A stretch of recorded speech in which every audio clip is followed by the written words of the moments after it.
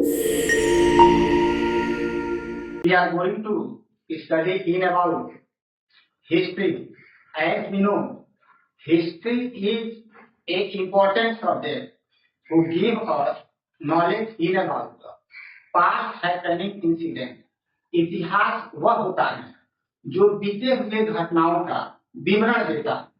जैसे कोई व्यक्ति जब पैदा होता है तो बड़ा खुशी होती है, फिर वह बड़ा होता है, योग्यता हासिल करता है, योग्यता से अपनी प्रसिद्धि पाता है और प्रसिद्धि पाकर चरम पर पहुंचता है। जैसे इस समय चल रहा है रामलीला का समय। रामलीला में राम और रावण के चरित्र को दिखाया गया है। अब राम और रावण के माध्यम से हम इतिहास को कैसे समझेंगे, तो आप ऐसे समझिए, रावण 20 साल के बालक के रूप में पैदा होता है, 3 भाई होता है, रावण, विभीषण, कुंभकर्ण। रावण सत्याचारी होता है और अपनी योग्यता के आधार पर वह अपने राज्य का विस्तार करता है, स्वयं का विस्तार करता है, लेकिन वो अत्याचारी हो जाता है और अत्याचार का दमन करने के लिए राम और रावण का युद्ध होता है। इस युद्ध में रावण पराजित होता है और राम विजयी होते हैं। तो जब तक रावण युद्ध लड़ रहा है तब तक वह उसका वर्तमान है, लेकिन जैसे ही वह पृथ्वी पर धराशायी होकर मृत हो जा रहा है तो वह इतिहास हो गया। यानी अब उसके जीवन के घटनाओं के बारे में पढ़ेंगे, जो भी प्रसिद्धि प्राप्त किया उसके बारे में जानकारी करेंगे, लेकिन यहाँ से वो दखीन हो गया। तो जब किसी भी कहानी का दखीन होता है वह भूत हो जाता है और इसी को पास्ट बोलते हैं, यानी वो इतिहास हो गया। इसीलिए जब भी हम पढ़ते हैं तो पिक्चर में लिखा होता है दहीन, इन मतलब खत्म हो गया, ये पिक्चर खत्म हो गया। अब उस पिक्चर के बारे में आप एनालाइज करें। तो प्राचीन काल के बारे में जानने के लिए हम जो है इतिहास का अध्ययन करते हैं। कंपटीशन के दौरान सबसे अधिक सवाल किसी सब्जेक्ट से पूछे जाते हैं, क्या आप किसी भी क्षेत्र की तैयारी कर रहे हैं तो इससे सवाल पूछे जाते हैं। तो हम बिगिनिंग से, शुरुआती समय से इतिहास को हम समझें। इतिहास क्यों जरूरी है? तो बीते हुए घटनाओं के बारे में जानने के लिए जरूरी है। जैसे हम अपने पूर्वजों पर गर्व करते हैं कि हमारे पूर्वज ऐसे थे वैसे थे, इसकी जानकारी कहाँ मिलती है? इतिहास से। तो इतिहास को लोग नीरस और मृत प्राय सब्जेक्ट बोलते हैं, लेकिन वही जब कंपटीशन फेस करना होता है तब इसकी इंपॉर्टेंस समझते हैं और लोग विधिवत इसका अध्ययन करते हैं। इसी प्रकार चलिए हम आज से इस इतिहास के बारे में डिटेल जानकारी सीरियल वाइज हासिल करें। अभी इतिहास की शुरुआत होती कहां से है?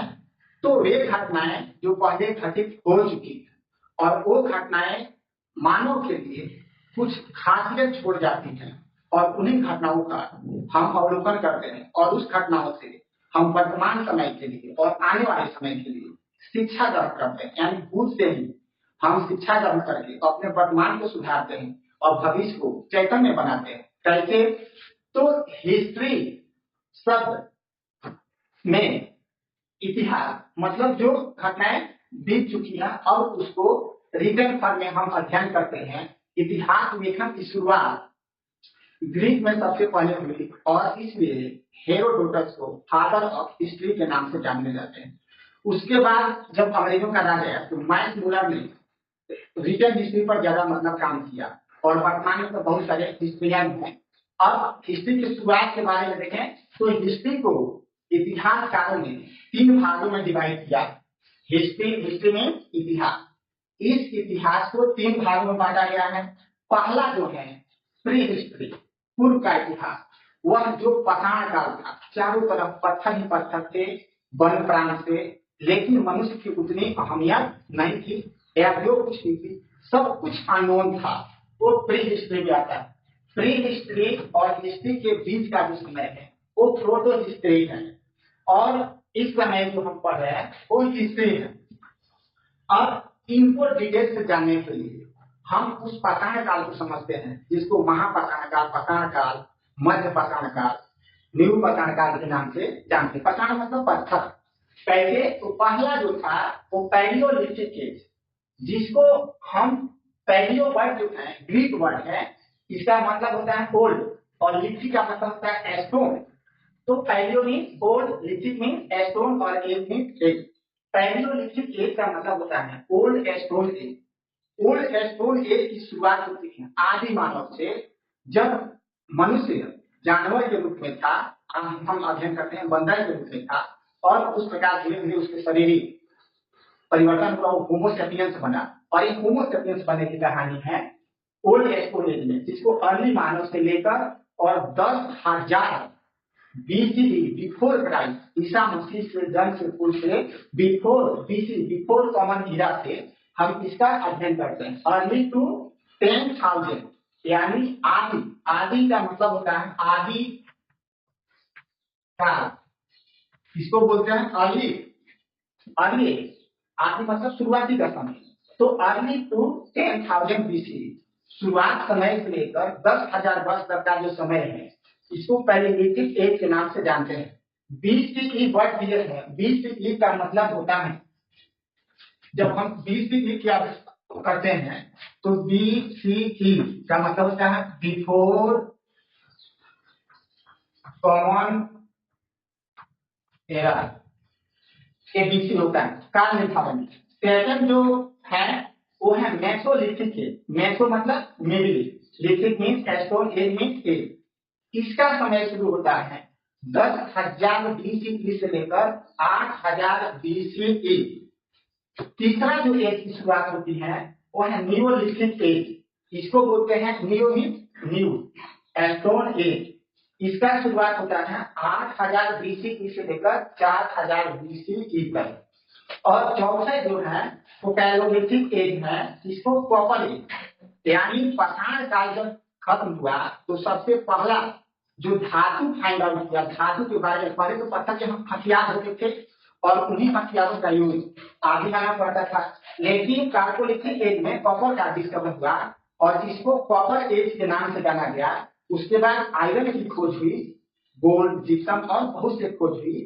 फिर आप देख रहे हैं कि जो भारतीय इतिहास है उसके अलग का निर्धारण किए गए हैं और इस प्रकार इतिहास आगे बढ़े।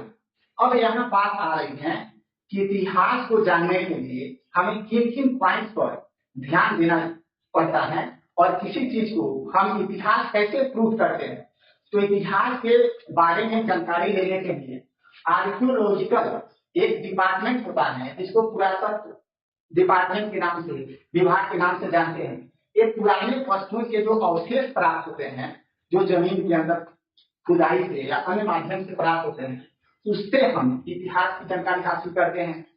दूसरा, इतिहास की जानकारी कहाँ से मिलती है? जितने भी मॉन्यूमेंट हैं, पहले के जो राजा महाराजा थे वो अपने आप को अमर बनाने के लिए बड़े बड़े स्मारक बनाते थे, उसको मॉन्यूमेंट बोला जाता था। कुछ पत्थरों पर लिखे हुए प्राप्त होते हैं, उसको इंस्क्रिप्शन, अभिलेख बोलते हैं। उसके बाद कुछ कलाओं किया गया, कलाकारियां की गई है, कलात्मक चीजें बनाई गई है, जिसको आर्ट फैक्ट के नाम से जानते हैं। राजाओं महाराजाओं ने अपने समय में कुछ सिक्के चलाए थे, वो सिक्के जब प्राप्त होते हैं तो उनके राज्य के बारे में, राज्य के शासन के बारे में जानकारी मिलती है, पॉइंट थी। और साहित्य जो होता है समाज का दर्पण होता है। जिस प्रकार शीशे में हम अपने ही शब्द को देखकर मूर्ख होते हैं, वैसे ही लिटरेचर में हम अपने पूर्वजों के वीरता के, बुद्धिमानी के, साहस के, स्वर के, पराक्रम के कहानियों को पढ़कर लाभान्वित होते हैं। ऐसे ही इतिहास के एक एक पहलुओं को जानकारी एक एक करके हम जानकारी हासिल करते रहेंगे। अगर आपने इस वीडियो को पसंद किया है तो इसे लाइक करें और सब्सक्राइब करें। धन्यवाद।